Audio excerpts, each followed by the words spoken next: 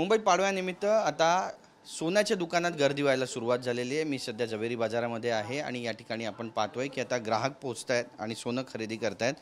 सोन्याचे जर आपण दर पाहिले तर आज 1,31,000वर सोनं पोहोचले, तर चांदीच्या दरात घसरण पाहायला मिळते। चांदी 1,60,000वर पोहोचलेली आहे। काल चांदीचे दर हे 1,71,000 होते।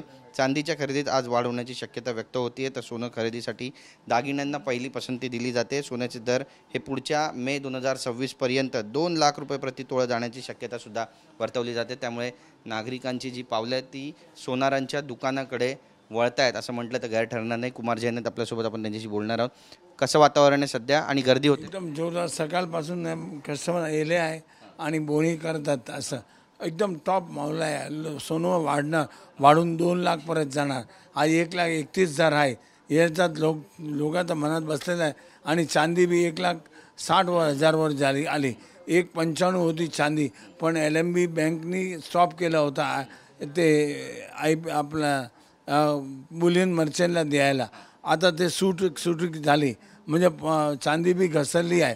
1,50,000 परत आली आहे, 1,60,000 परत आली आहे। ते मौका आहे लोकांना घ्यायचा आहे आणि लोक येऊन बुलियन घेतात। यानी हे बघा कस्टमर आहे। काय घेतलं तुम्ही इथे? सिल्वर कॉइन घेतलेला आहे, 50 ग्राम घेतलेला आहे, 8,700 रुपये आहे। आणि पुढे पण भाव वाढणार, म्हणजे त्याची काही गरज नाही की 8,400 जास्त आहे।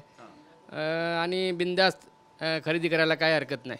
नक्कीच आपण पाहतोय या ठिकाणी आता सोन्या चांदीच्या दरामध्ये तेजी पाहायला मिळते। लोक येत आहेत, खरेदीला सुरुवात झालेली आहे आणि पाडवा खऱ्या अर्थानं सोनं चांदी विकत घेऊन साजरा केला जातोय। गुंतवणूक म्हणून देखील सोन्याकडे पाहिलं जातं आणि 2 लाखपर्यंत सोन्याचे दर वाढतील असे देखील कॅस लगावले जात आहेत। त्यामुळे बरेच लोक सोन्यांमध्ये आता गुंतवणूक करत आहेत। कॅमेरा पर्सन योगेश गुरवसा, गिरीश गायकवाड, TV9 मराठी, मुंबई।